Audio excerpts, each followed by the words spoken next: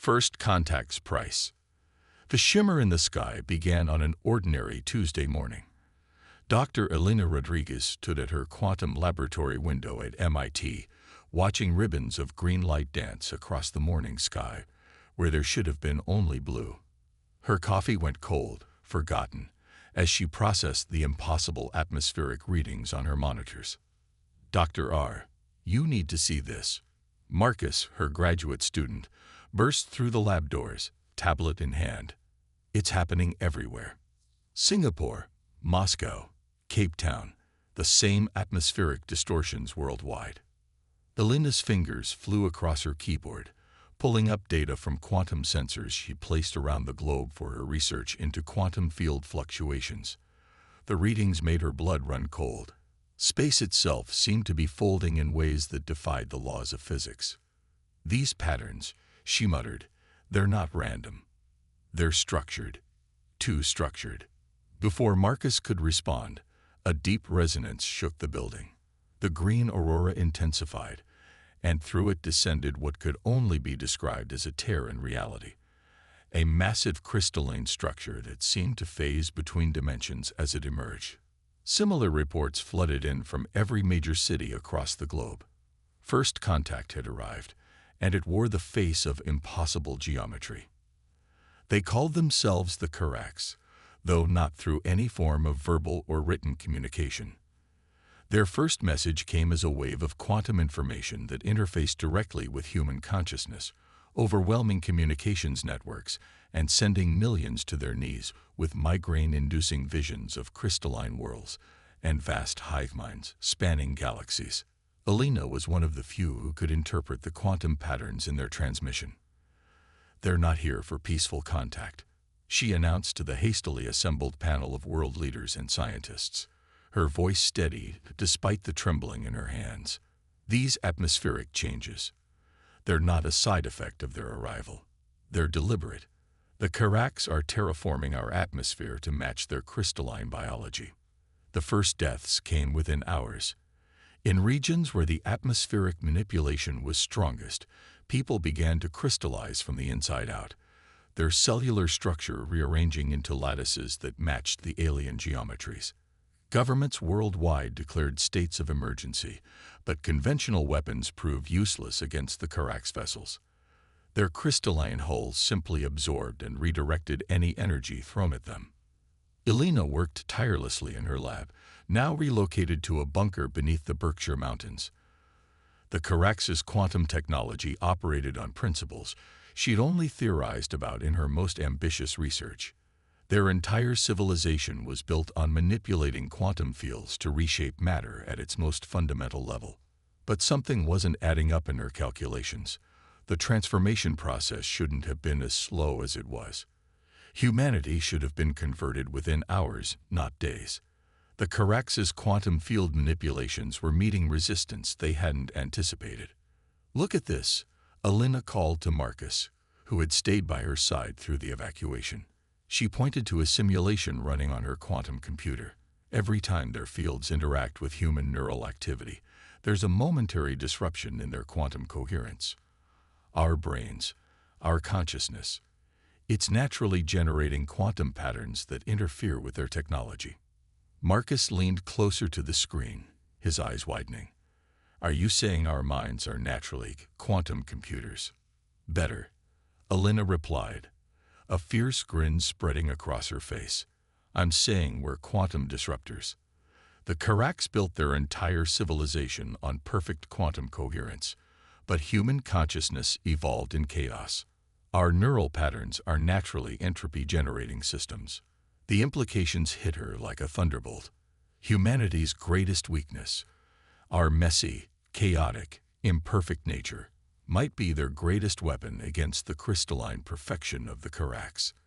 They hadn't adapted to deal with conscious beings whose very thoughts generated quantum chaos.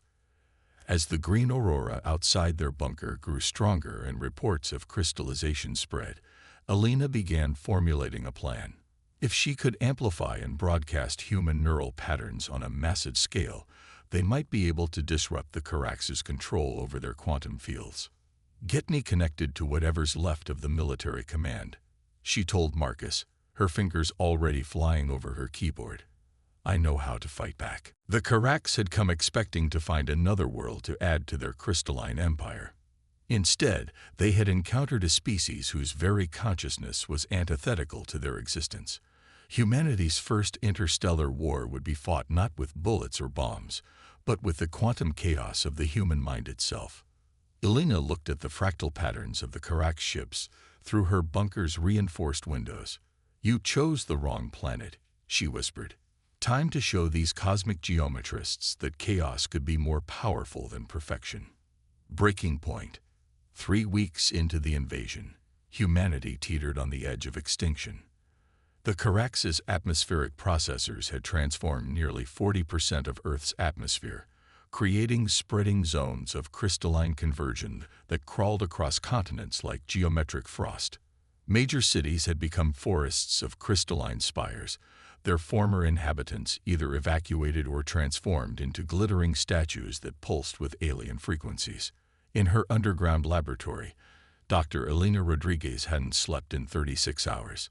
The surviving military and scientific leadership had given her everything she'd asked for: quantum computers, neural interfaces, and most importantly, volunteers. Dozens of people lay in modified MRI machines around her, their brain patterns being recorded and analyzed as they interfaced with salvaged pieces of Karax technology. "Their hive mind is the key," Elena explained to General Sarah Chen, who had become her primary military liaison. "The Karax don't just share information. They share consciousness. Every crystal, every ship, every transformed piece of Earth is part of one vast quantum network. But human minds create interference patterns in that network."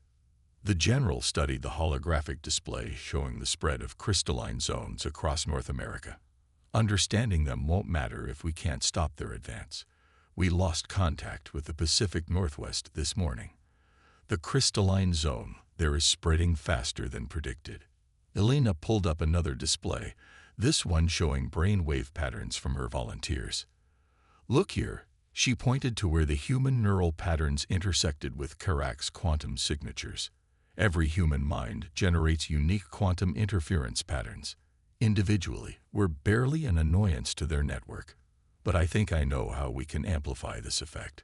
Before she could elaborate, alarms blared throughout the facility. A junior officer burst into the lab, face pale. "The crystalline zone jumped the Rockies," he reported. "Denver is gone.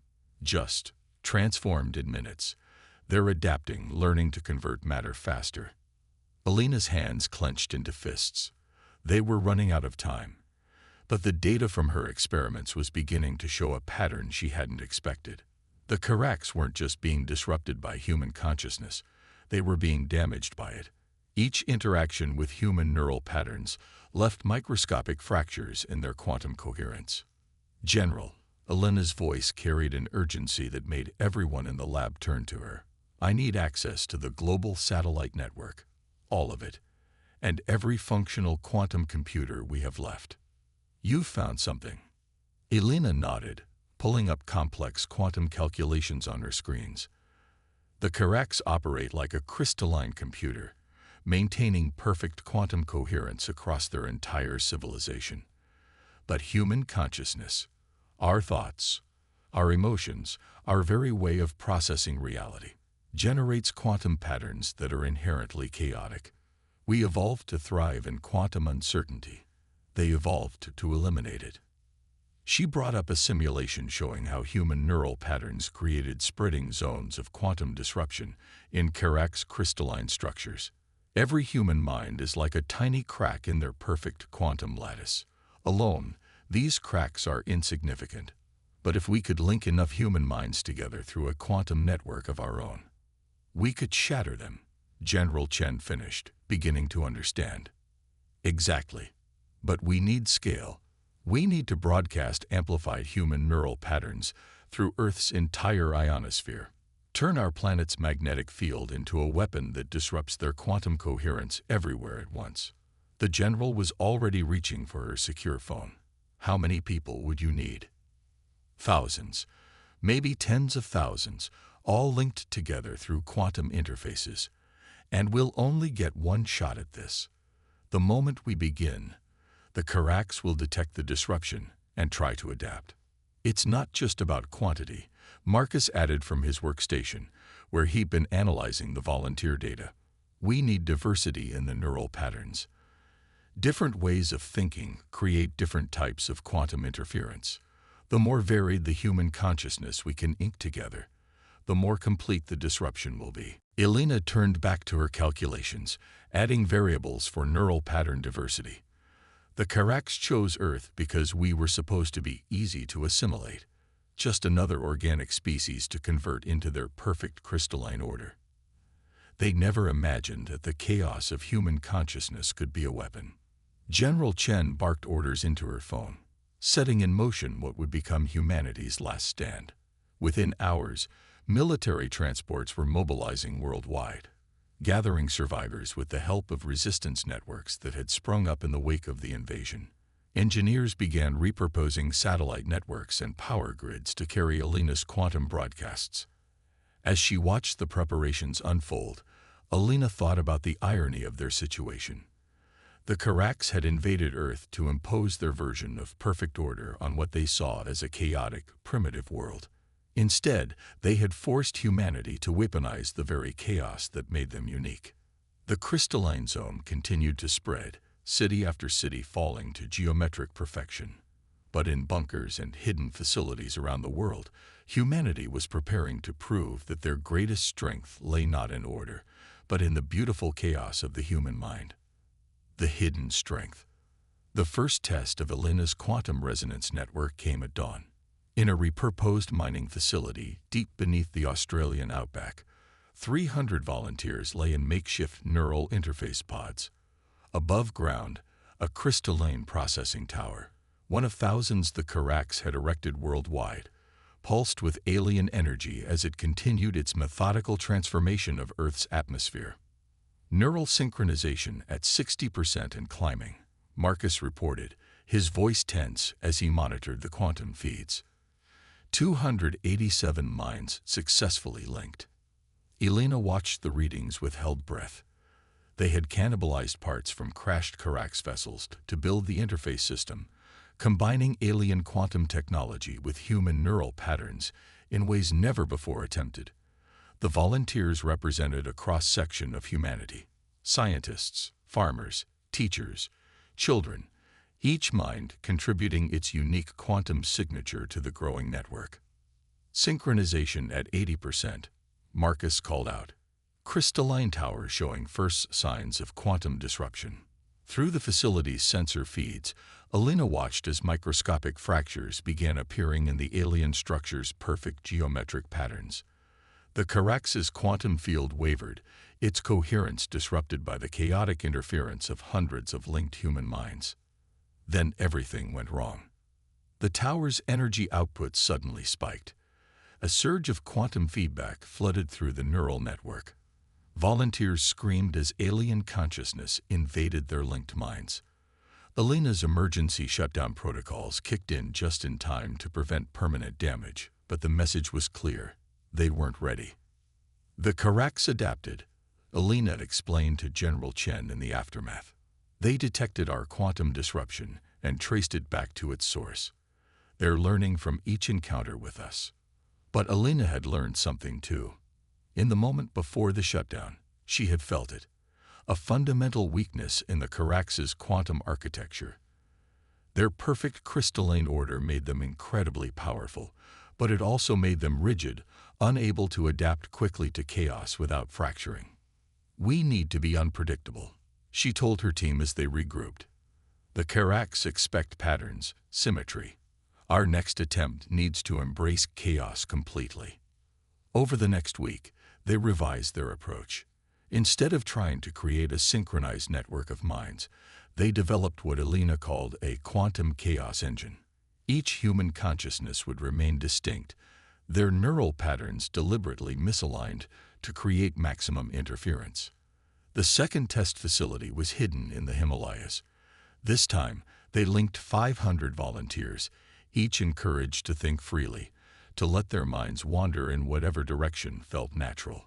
Artists imagined impossible sculptures, musicians composed silent symphonies, children daydreamed about flying. Neural interface stable, Marcus announced. Quantum chaos patterns at optimal levels. The target was another crystalline tower, this one perched on a mountainside.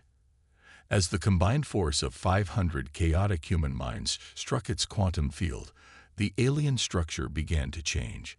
Instead of fracturing, it began to lose coherence at the quantum level.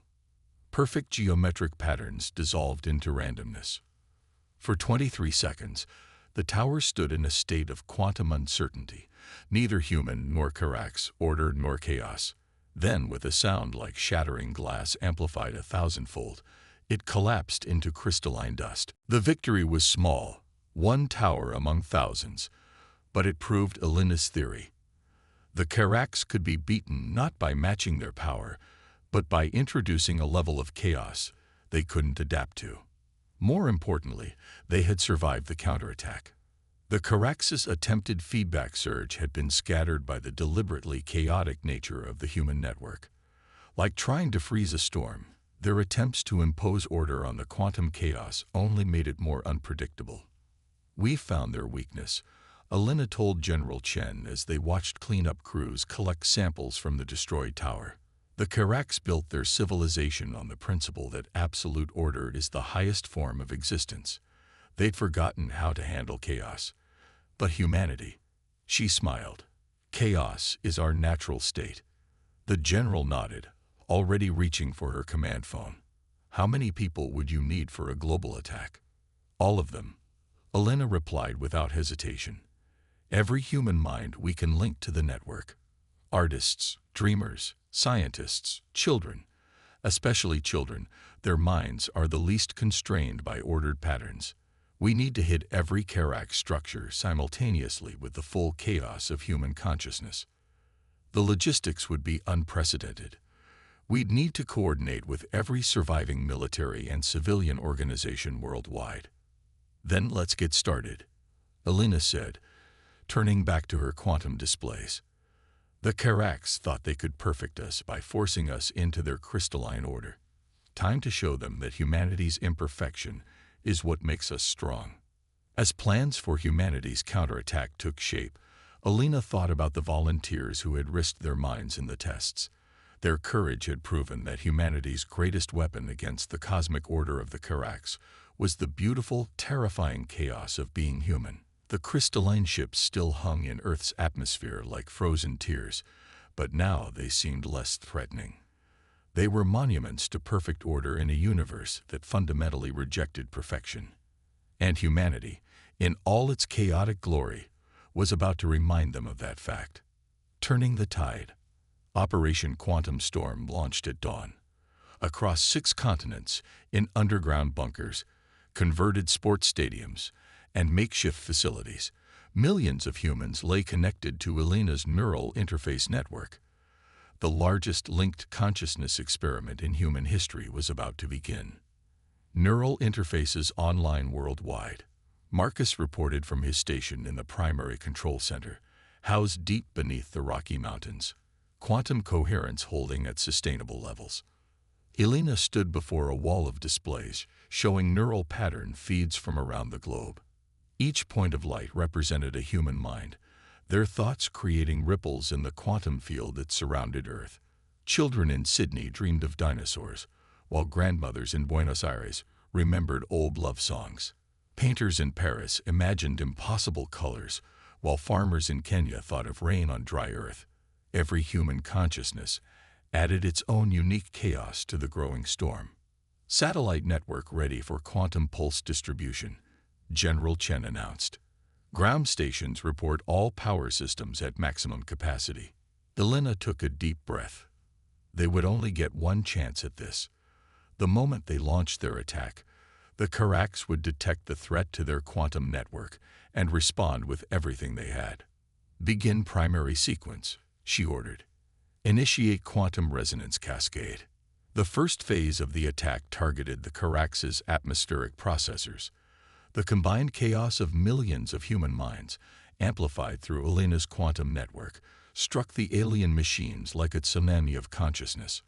Perfect crystalline structures began to waver, their quantum coherence disrupted by the sheer unpredictability of human thought. The Karax responded immediately. Their ships descended from high orbit, energy weapons charging, but they had never faced anything like this before. Every attempt to analyze the human attack failed because there was no pattern to analyze, no order to counter. "They're trying to adapt," Marcus called out, watching the alien response through quantum sensors. "Their hive mind is attempting to impose new patterns of order, but our chaos is evolving faster than they can respond." In New York, crystalline spires that had once been skyscrapers began to shatter. In Tokyo, geometric forests reverted to organic matter in cascading waves of transformation. The Karax's perfectly ordered world was coming undone in the face of humanity's embraced chaos. But the aliens weren't finished. Their ships began emitting powerful quantum fields, attempting to overwhelm the human network through sheer force. Emergency alerts flashed across Elena's screens as neural interface pods worldwide registered dangerous levels of feedback. "They're trying to burn out our network," she shouted. "Reroute quantum shielding to protect the volunteers." The battle for Earth had become a war of consciousness. Ordered crystalline fought against organic chaos.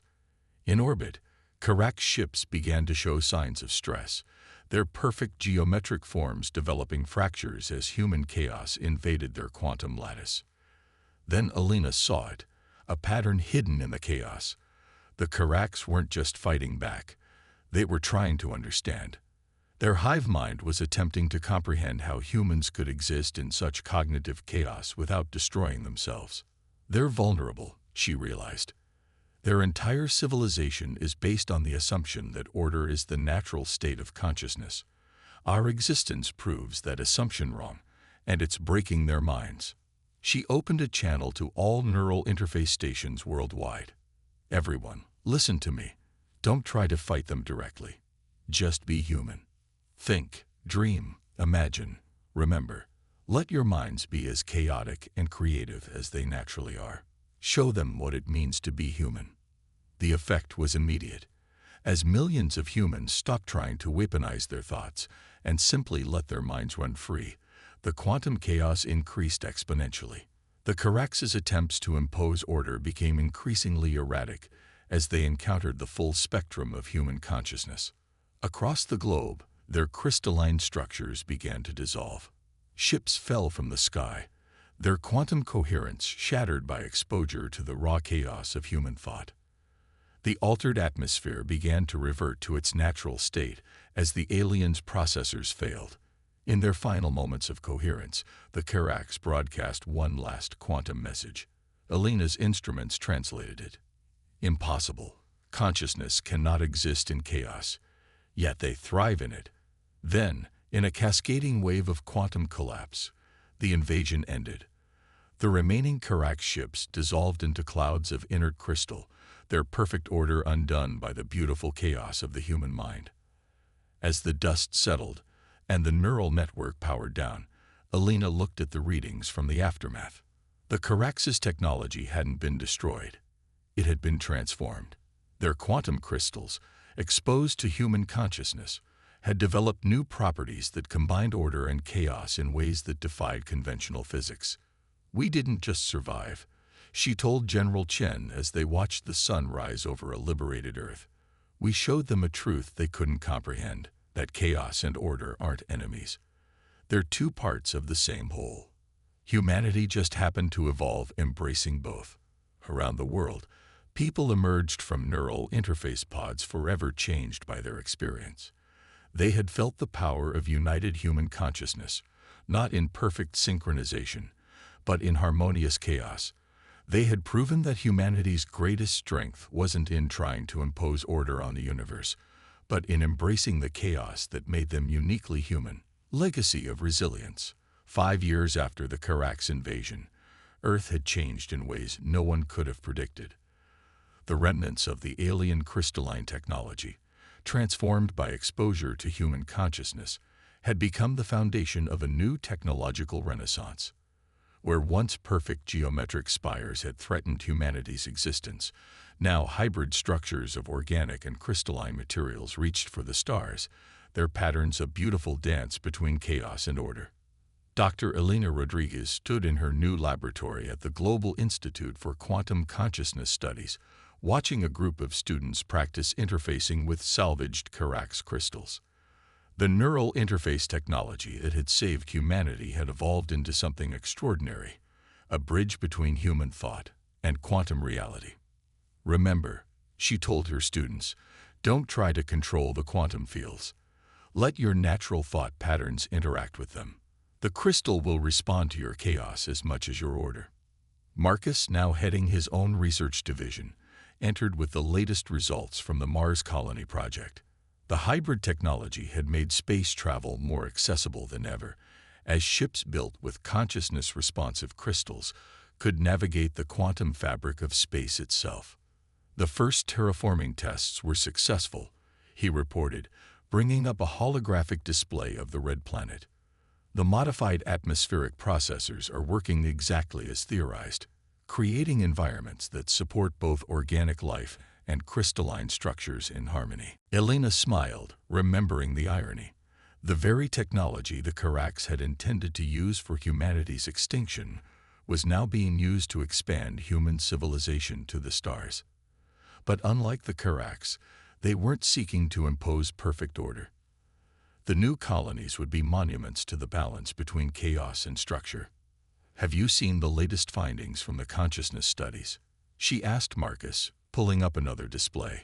It showed the complex quantum patterns generated by human thought, now known to be far more sophisticated than anyone had imagined before the invasion.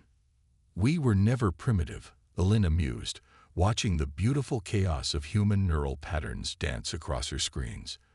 We just expressed our complexity differently. The Carax sought perfection through rigid order, but humanity had already found something better. The ability to thrive in uncertainty, to create beauty from randomness. The global neural network, originally built for defense, had evolved into something like a planetary consciousness, not a hive mind like the Carax, but a voluntary sharing of thoughts and experiences that respected individual chaos while allowing for unprecedented collaboration.